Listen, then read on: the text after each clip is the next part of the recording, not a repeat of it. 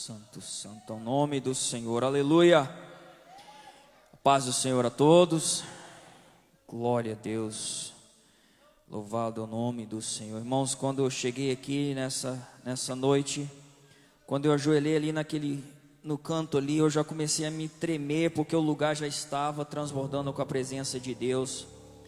Verdadeiramente Deus já estava nesse lugar e deu para sentir a presença dele aqui já nessa noite. Louvado é o nome do Senhor por isso. Louvado e exaltado é Deus. Pastor Hélio, achei que ele ia abreviar minha palavra. Orou falando que nós estamos por um tempo curto nessa terra e que orou para nós entendermos que só Ele é Deus. Eu falei, olha, pregou minha mensagem. Glória a Deus. Pastor Fabiano não está aqui, vocês estão vendo. Ele teve que mudar a balsa dele, não conseguiu terminar tudo que ele tinha que fazer lá a tempo. Mas talvez daqui a pouco ele está entrando pela porta aí, já é 8h30. A balsa dele é 8h30, mas ele falou que ia tentar pegar uma balsa antes no stand-by. Mas então, eu tenho uma oportunidade hoje quase única, né? Eu posso terminar a mensagem que eu comecei na última quarta, né? Lembra que quem estava aqui na quarta-feira? Vocês lembram que eu falei que Deus me deu, a mensagem de quarta-feira foi uma pergunta, né? Por que sofremos na terra? E eu falei que Deus me deu duas respostas, e em outra oportunidade eu podia terminar. Então eu louvo a Deus porque essa oportunidade veio. E na última vez nós falamos que individualmente nós sofremos na terra porque nós precisamos de sofrer para que nós possamos clamar a Deus por socorro desesperadamente. E essa foi a resposta individual que Deus me deu pela pergunta, né? Porque sofremos. E nessa noite vamos então tentar responder essa pergunta de um modo mais coletivo, ou seja, para todos os seres humanos, não só de crentes, mas todos os seres humanos na terra. E então quero pedir os irmãos para abrir suas Bíblias comigo em 1 Pedro, no capítulo 1. 1 Pedro, no capítulo 1. Louvado é o nome do Senhor. Obrigado, Pai, pela oportunidade, obrigado por tudo que o Senhor já tem feito nessa noite aqui. Já vamos sair daqui abençoados pela presença de Deus neste lugar. Lá no finzinho da Bíblia, 1 Pedro, no capítulo 1. Todos encontraram? Amém? Vamos ler no verso 17.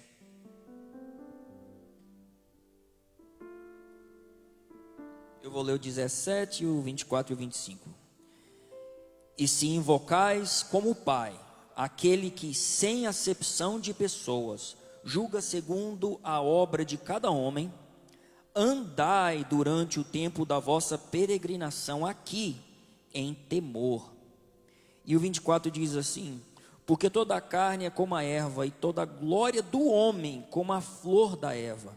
A erva seca e a sua flor cai, mas a palavra do Senhor permanece para sempre. E esta é a palavra que pelo Evangelho vos é pregada. Amém? Só até aí, vocês podem assentar. Pai, obrigado pela tua presença neste lugar. A tua palavra foi lida e seja feita a tua vontade na tua casa, para honra e glória do teu nome, Pai. Amém. Irmãos, eu podendo então responder a segunda parte da pergunta, por que sofremos, Deus mais ou menos que me deu uma resposta um pouquinho mais aprofundada do que eu esperava. Eu percebi que Deus tinha me dado a resposta da grande pergunta da vida. Qual é a grande pergunta da vida? Vocês sabem, né? Aquela que os filósofos passam a vida inteira estudando para responder. Aquela simplesmente que diz: qual é a razão de viver? Por que estamos aqui? Qual é a moral de tudo? Qual é a razão da vida? É a grande pergunta. Literalmente eles dizem é a grande pergunta. E não perguntam o que é. Eles só falam assim, a grande pergunta. Filósofos desde o início do mundo têm estudado e tentado responder essa grande pergunta. O que a vida significa? Por que estamos aqui? Qual a razão da vida? Nós vimos filmes que falam sobre isso. Eu lembro de um filme que eu vi quando eu era jovem, uma cena que não sei por que ficou na minha cabeça. Umas pessoas chegaram, eles construíram um supercomputador muito inteligente para responder e foram perguntar, e falaram, nós queremos a resposta da pergunta. E o computador falou, que pergunta? A pergunta, a única pergunta que existe, qual a razão da vida? O computador falou, vou precisar de muito tempo para responder. E eu não lembro do resto, mas eu lembrei que era a pergunta que todos perguntam, todo mundo que faz filosofia, né? Então, aonde, quem já estudou, já ouviu falar de Platão, onde Platão falhou e não conseguiu responder essa pergunta, o Papai do Céu me deu com 3 coisas, pelo menos para mim, né? Um livro, um óculos e um coração aberto para receber a palavra dele. Então, onde eles falharam, eu vou tentar responder para vocês nessa noite. Qual a razão da vida? Então, sendo essa a pergunta, nós sabemos qual a razão, né, que estamos aqui. Por que estamos na terra? Primeiro, nós sabemos que nós não somos daqui. Nós não somos daqui. Isso já complica as coisas, porque então você vai perguntar, mas então por que estamos na terra? Qual a razão da vida? Nós não somos dessa terra. Se você abrir a sua Bíblia em João 17, você vai ver Jesus dizendo a resposta, aliás, a respeito disso. E ele diz assim, isso aqui é Jesus falando com Deus: eu dei-lhes a tua palavra, Senhor, e o mundo os odiou. Estava falando de nós. Ele falou, Senhor, eu dei a sua palavra para eles, mas o mundo odiou eles por causa de você. Eu dei-lhes a tua palavra e o mundo os odiou, porque eles não são do mundo, assim como eu não sou do mundo. Eu não oro para que tu os tires do mundo, mas que tu os guardes do mal.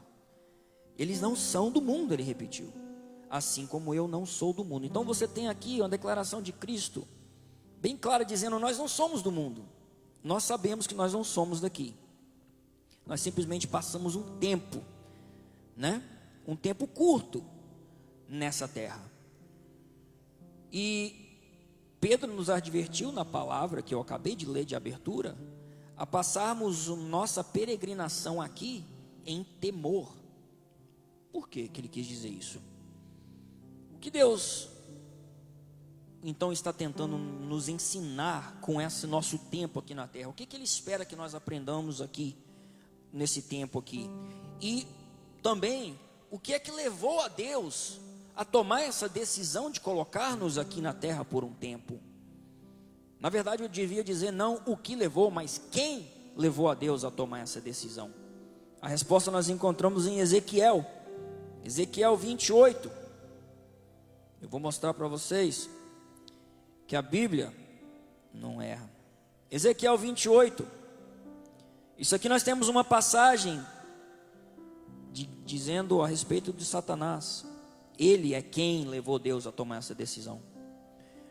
E o que acontece é que essa passagem é uma das pouquíssimas passagens na Bíblia que nos informa sobre Satanás, que nos fala sobre quem ele é, quem ele era, a respeito dele, nos dá bastante informação. A primeira parte do capítulo fala especificamente de um homem, o príncipe de Tiro. A segunda parte, a partir do versículo 12, já está falando diretamente de Satanás. É uma grande revelação na Bíblia. Ele é chamado rei de Tiro nessa parte, mas nós sabemos que está falando dele. Filho do homem, levanta uma lamentação sobre o rei de Tiro e diz-lhe, assim diz o Senhor Deus, presta atenção nisso aqui: tu selaste a soma, cheio de sabedoria e perfeito em beleza. Falando de Satanás, hein? Se você ver na NVI, ele vai traduzir assim: você era o modelo da perfeição, cheio de sabedoria e perfeito em beleza. Satanás, presta atenção. Tu estiveste no Éden, o jardim de Deus. Não é esse Éden que a gente pensa, tá? Bem antes do Éden de Adão. Toda pedra preciosa era a tua cobertura: sardônia, topázio, diamante, turquesa, ônix, jaspe, safira, carbúnculo, esmeralda e ouro. Os trabalhos de teus pandeiros e das tuas flautas foram preparados em ti no dia em que fostes criado. Tu és o querubim ungido que cobre, e eu te estabeleci assim. Tu estiveste sobre o santo monte de Deus, caminhaste para cima e para baixo no meio das pedras de fogo. Tu eras perfeito nos teus caminhos, desde o dia em que foste criado, até que se achou iniquidade em ti. Por causa da amplitude das tuas contratações, foste cheio de iniquidades e pecaste. Por isso eu te lançarei como profano para fora do monte de Deus. Eu te destruirei, ó querubim cobridor, do meio das pedras de fogo. O teu coração se elevou por causa da tua beleza, corrompeste a tua sabedoria por causa do teu brilho. Te lançarei por terra e diante dos reis te colocarei para que te contemplem. Só tem. Por incrível que pareça, isso aqui está falando, Deus falando com Satanás, que ele era perfeito desde o dia que ele foi feito, que ele era o querubim que cobria. Vocês podem imaginar, quem já viu uma imagem da arca, tem dois querubins que ficam com os braços estendidos assim. Por que tem dois? Porque agora eles ficam de frente um para o outro, um julgando o outro para não deixar o outro pecar. Os jovens lembram, né? Nós já falamos sobre isso. Mas ele era o único, ele era o que tinha um acesso mais próximo ao trono de Deus, um anjo de luz, brilho incomparável, de sabedoria incomparável. E Satanás, mas o incrível que pareça é assim, ele tomou o primeiro fôlego dele, já em perfeição. Ele abriu os olhos à existência, ele fez, abriu os olhos, perfeito, poderoso, lindo, sábio, com autoridade, com força. Foi a primeira instância da vida de Satanás, foi tudo uma perfeição. E ele imediatamente já foi feito e colocado como um querubim do Senhor, o mais próximo, autoridade sobre todos os outros anjos. Liderava o louvor, entregava a glória e a honra que era levada diretamente a Deus. Ele era o mais sábio, ele era o mais belo, o mais forte, o mais talentoso e o mais próximo do trono. Nessa passagem nós vemos que ele era honrado com trombetas e flautas. Por quê? Porque Deus colocou ele como um rei sobre a terra. E os ares, os poderes dos ares, nós já falamos sobre isso. Ele era o rei sobre a terra, ele dominava sobre tudo. E uma das coisas que é obrigado a acompanhar a família real, a realeza, são trombetas e tambores e flautas. Você sabe que toda vez que um rei entra ou sai, eles têm que tocar uma música na presença dele. Faz parte do anúncio real que alguém de muita importância está chegando, ou está saindo, ou está fazendo alguma coisa. Até hoje isso acontece lá na Inglaterra. Onde ele ia, trombetas e flautas e pandeiros eram tocados na presença dele, porque ele era da família real, ele era um rei estabelecido por Deus, perfeito, absolutamente perfeito. Até que a iniquidade nasceu no coração dele. Como? Por ele não ter conhecido outro estado de existência a não ser a perfeição. Por ele nunca ter sofrido, por ele nunca ter tido necessidade de nada, por ele não ter tido que ser elevado e promovido de baixo para cima, ele era perfeito em tudo. Ele nunca experimentou dificuldade. Ele tinha um brilho incomparável, somente o de Deus era maior. Ele era cheio de glória e sabedoria. Então de repente ele começou a pensar, a glória que ele tem vinha dele mesmo. Ele começou a pensar que a sabedoria que ele tinha era dele próprio. Ele começou a pensar que a beleza que ele tinha era natural, era dele. Ele começou a pensar que a autoridade que ele tinha dado a si mesmo. Iniquidade nasceu no coração dele. Porque o louvor que ele dava como anjo de luz a Deus, ele começou a desejar aquele louvor para ele mesmo. Ele começou a pensar, eu sou o mais lindo, eu sou o mais belo. Por que não é eu que estou sentado naquele trono? Por que eu estou pegando essa adoração toda e jogando para esse Deus aí? Se eu sou o mais belo, eu sou o mais lindo, mais sábio. Pelo menos ele achava que ele era. Então foi assim que a iniquidade nasceu no coração dele. E Deus percebeu essa iniquidade, imediatamente arrancou ele da posição dele. Ele foi removido do cargo. Em Isaías 42, Isaías 42, e no versículo 8, eu vou te falar por que Deus fez isso. É simples, um versículo. Eu sou o Senhor, este é meu nome, e a minha glória eu não darei a outro, nem o meu louvor às imagens esculpidas. Deus não divide a sua glória com ninguém. Deus não divide com ninguém a glória dele. E no momento que Satanás desejou aquela glória para ele, Deus falou: some daqui, você já não é mais digno de estar na minha presença. Então Deus disse, agora eu vou chegar na nossa parte, né? Satanás foi então a razão que Deus teve que colocar a gente aqui na terra, pelo que ele fez.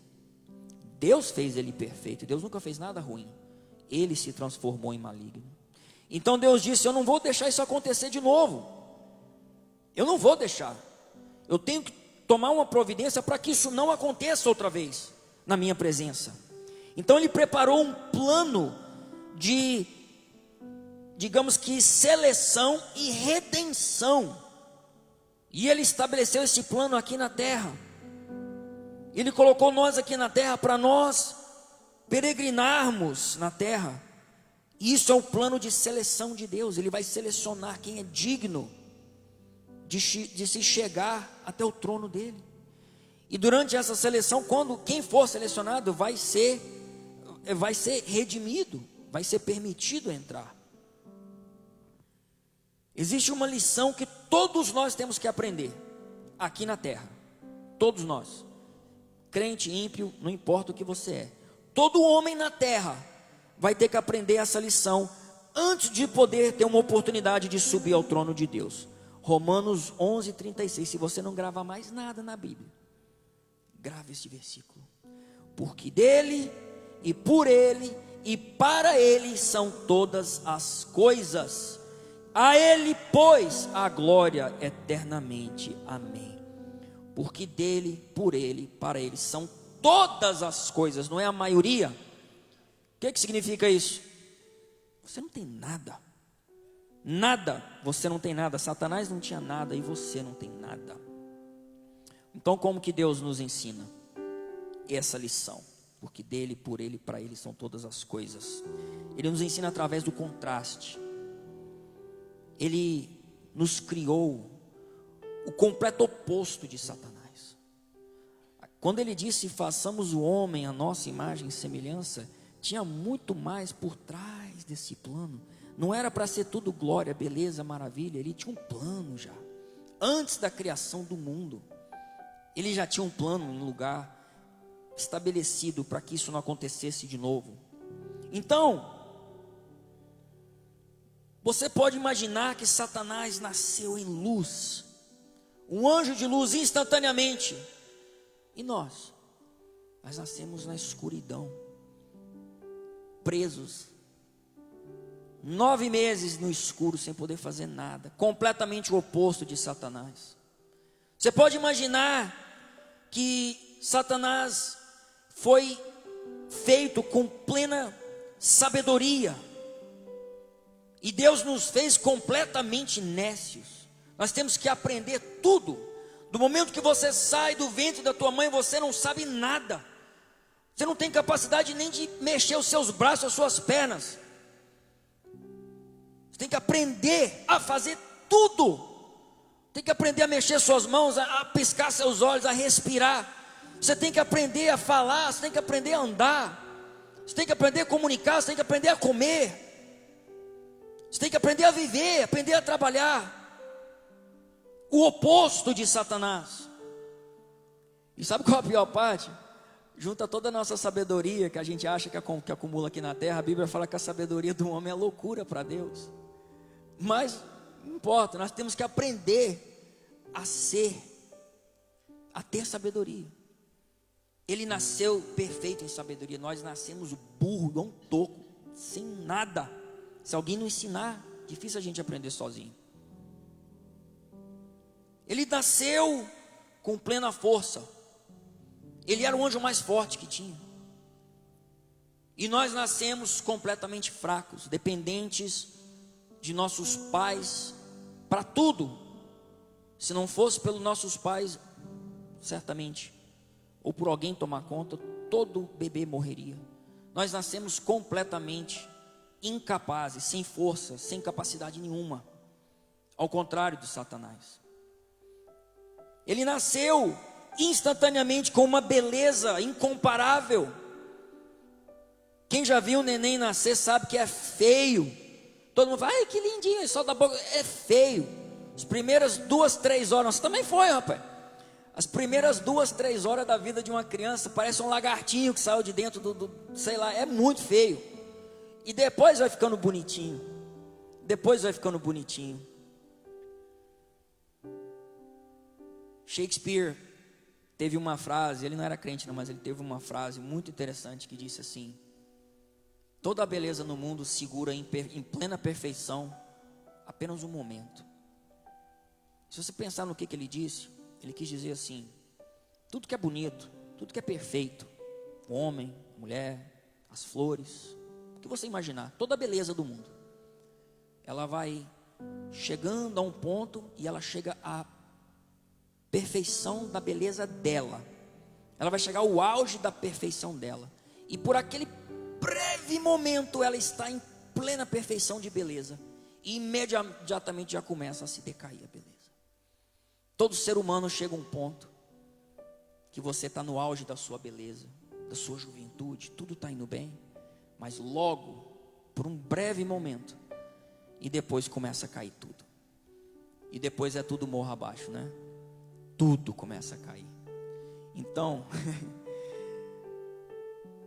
Satanás é ao contrário de nós. Ele foi feito instantaneamente com o corpo glorificado, poderoso, capaz de atravessar paredes ou locais, invisível se quiser, visível se quiser, com pleno poder. E nós lutamos, trabalhamos, se esforçamos a vida toda para ter o corpo. E nós, muitos, se gloriam no corpo que tem hoje em dia. Você vê esses Instaface aí, essas coisas, a pessoa coloca foto 24 horas. Olha eu, olha minha glória, olha meu corpo esculpido, minha força. Irmãos, Deus não fez esse corpo para a gente se glorificar. Corpo glorificado era o de Satanás, e é o que nós vamos ter um dia. Esse corpo é uma prisão de vergonha para nós. Sim, Deus criou, sim, Deus formou, nos colocou, mas o Espírito que está dentro de você, ele é infinitamente mais poderoso do que você imagina, com a capacidade de fazer quase tudo que Satanás podia fazer, mas preso dentro de um corpo decadente, dentro de um corpo de vergonha. Não é à toa que Paulo falou: miserável homem que sou, quem me salvará do corpo dessa morte? Porque ele sabia que isso aqui não é para nada, é uma prisão, é para nossa vergonha, é para nossa humilhação, não é para ninguém se exaltar. É um louco que se exalta achando que o corpo dele é melhor do que o outro. Por quê? Porque o tempo vai passar, e querendo ou não, e não importa quantas operações ele fizer ou não, um dia tudo vai cair, vai ficar feio, vai murchar, vai enrugar, não adianta. Então, para que se gloriar numa coisa que Deus, a intenção de Deus era para que fosse uma vergonha, uma humilhação. O corpo de humilhação é a prisão que nós vivemos, para a gente aprender o que é viver limitado. Senão a gente poderia atravessar paredes, senão a gente poderia voar, senão a gente poderia ter inteligência além do limite do homem. Mas nós estamos, por um tempo, presos nessa cadeia chamada corpo da carne. é para nossa humilhação, irmão, não é para nossa glória. Não é para nossa glória. Ele nasceu sem necessidades. E nós passamos a vida toda sofrendo, né? Com dificuldade, para todos os lados. E olha, quando a idade vai chegando é pior ainda, porque dói tudo. E eu sei o que eu estou falando. 1 Crônicas 29, nós temos uma declaração muito especial do rei Davi. Essa declaração, ela vai resumir tudo que eu estou falando nessa noite. Presta bem atenção, a moral da história.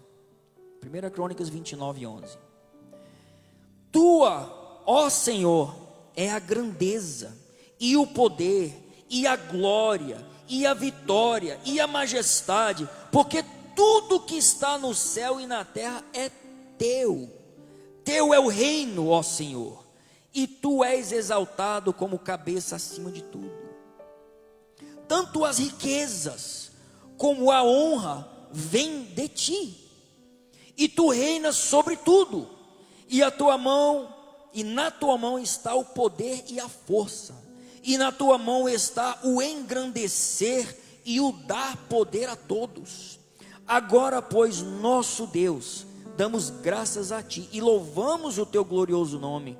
Porém, quem sou eu e quem é o meu povo para que sejamos capazes de oferecer tão voluntariamente dessa maneira? Mas por que ele disse isso? Presta atenção.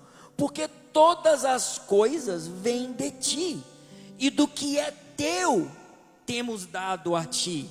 Ou seja, você precisa que Deus te dê primeiro, para depois você dar para Ele. Tudo é dele. Resumindo, porque somos estrangeiros e peregrinos diante de ti, como foram todos os nossos pais. Os nossos dias na terra são como uma sombra, e não há nenhuma esperança. Só tem aí. Não há nenhuma esperança. Aqui que nós temos que chegar, a esse ponto aqui, ó. Não há nenhuma esperança sem Deus. Não tente fazer nada sem Deus, porque não há nenhuma esperança de você conseguir sem Deus. Tudo é dele. Nós temos que perceber a nossa total dependência em Deus. Esse é o moral da história. A sua vida é Deus que dá. O ar que você respira é Deus que dá. Se você não me acredita, conversa com alguma pessoa que sofre de asma ou falta de ar. Pensa numa coisa terrível, você vê uma pessoa e nada entra. Agradece a Deus pelo ar que você respira, porque Ele que te dá cada vez que seu pulmão faz. Quantas vezes por dia você se aproveita desse ar de graça? A saúde que você tem é Deus que te dá, não é de você mesmo. A força que tem nos seus braços para você trabalhar é Deus que dá, não vem de você mesmo. Sua posição social, quantos mil seguidores você tem? Quem que te dá? Até isso é Deus que te dá. Deus permite que você tenha. O ministério que você tem é Deus que deu. A roupa que você veste é Deus que te deu. O dízimo que você dá aqui nessa igreja, que alguns deram aqui hoje, é Deus que te deu. Você está só entregando de volta na mão dele. Em tudo, irmãos, nós dependemos de Deus. Tudo. E simplesmente essa é a razão da vida. Aprender que nós não somos nada sem Deus. E aprender que nós não temos nada sem Deus. Ou seja, o contrário de Satanás. Isso se chama rendição. Eu sei que a gente canta, eu me rendo, a gente canta, mas às vezes do tanto a gente falar uma palavra, ela perde o significado, ela perde a força, ela perde a importância. A palavra rendição, ela é muito forte. E é isso que Deus busca de nós, rendição. Porque Os soldados antigamente, quando eles estavam na batalha, se eles se rendiam corpo, alma e espírito. Eles pertenciam ao seu adversário. Eles abaixavam as mãos e falavam: eu me rendo. Aquilo significava que ele não levantaria mais a mão dele para nada, ele pertence àquela pessoa. Se aquela pessoa falasse, levanta o braço, e quisesse cortar o braço dele fora, ele não ia falar nada, ele ia obedecer, porque agora ele se rendeu àquela pessoa. Se o adversário falasse: espera que eu vou arrancar minha espada e vou cortar a sua cabeça, ele ia ficar paradinho, olhando o homem desembainhar a espada e cortar, porque ele estava rendido. A vida dele não valia mais nada, ou seja, a vida dele tinha valor, mas não pertencia mais a ele. A vida dele pertencia a outro agora. Isso era o símbolo da rendição. O soldado se ajoelhava, ele dobrava o seu joelho no chão e falava: eu me rendo. E era incrivelmente desonroso um policial tentar, um soldado tentar novamente atacar um depois de ter se rendido. Isso não existia, ninguém fazia isso. Então, quando um homem chegava no momento que ele percebia que ele não tinha mais força, ou que o adversário era mais forte, quando ele chegava no momento que ele percebia que o adversário era mais sábio, ou que o adversário era superior a ele, então ele se rendia, ele dobrava o joelho e falava: eu me rendo. Você agora, eu sou teu, faça comigo o que você quiser, quer seja para misericórdia, quer seja para a morte. Isso é o que Deus está fazendo com a gente aqui na terra, buscando a nossa rendição, quebrando a nossa natureza de rebelde, a nossa natureza que desde o nosso nascimento nos leva a tentar fazer as coisas sem Deus, assim como Adão e Eva fizeram. Tentaram fazer tudo sem Deus, e isso tem passado de homem para homem para homem. Ele está na nossa natureza, e Deus tenta quebrar a nossa natureza nessa terra. Ele quer nos levar à completa rendição. E um detalhe: nós temos que nos render. Ele não vai obrigar ninguém a se render, Ele não vai obrigar você a se render. Mas enquanto você não se rende, vai apanhando da vida, vai sofrendo, vai passando por tudo quanto é tipo de coisas. Mas você passa, né? Para terminar, os que se rendem a Deus na terra, se rendem para a salvação. Esses vão entrar na presença de Deus, vão entrar no trono de Deus e ficar perante Deus, vão ter o direito de sentar à direita de Deus, porque eles se renderam na terra. Eles entenderam que eles não são nada, que eles não têm nada, que eles dependem de Deus em tudo, e para tudo eles buscam a vontade de Deus. Os que resistiram, ou os que ainda estão resistindo, se render a Deus, eles fazem isso para a perdição deles. Eles estão resistindo para a sua própria condenação e para a sua própria perdição. Mas não se engane, todos se renderão perante Deus um dia. Todos se renderão perante Deus um dia. Porque, querendo ou não, a Bíblia diz que todo joelho se dobrará, toda língua confessará que Jesus Cristo é o Senhor. Até o Satanás vai ter que dobrar o joelho na presença de Deus e falar: Jesus Cristo é o Senhor, eu me rendo. E logo depois daquilo, Deus vai pegar ele e todos aqueles que resistiram a Deus na terra e jogar todos eles no inferno. Porque a nossa chance é aqui na terra. O tempo que nós estamos aqui é para perceber que nós não temos nada sem Deus. Porque se eu fosse você, eu ficaria com aquele conselho da abertura da palavra de Pedro: passe o tempo da sua peregrinação aqui na terra em temor a Deus. Deus não está te provando, Deus não está te, não é provando, Deus não está te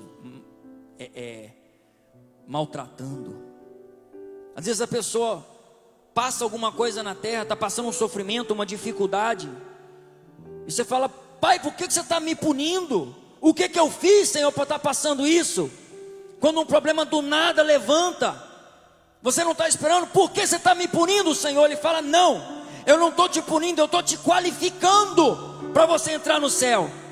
Porque enquanto você não perceber, quando não entrar em todas as fibras do teu ser, que você não é nada, que você não tem nada, que você não tem capacidade de nada, que você não tem sabedoria, não tem força, não tem beleza, você não tem direito de entrar na presença de Deus lá no céu. Ele precisa que você pare de fazer a mesma coisa que Satanás fez aqui na terra. Quando você entender que você não é nada, quando você se render, entenda plenamente a Deus e falar: Senhor, eu entendo que eu dependo de Ti para tudo, que eu não sou nada, eu preciso de Ti para respirar, para viver, para andar, para comer, para ter dinheiro, para ter uma família, para ter um trabalho, eu dependo de Deus para tudo. Essa é a posição, essa é a lição que você precisa aprender na terra. Essa é a razão da vida.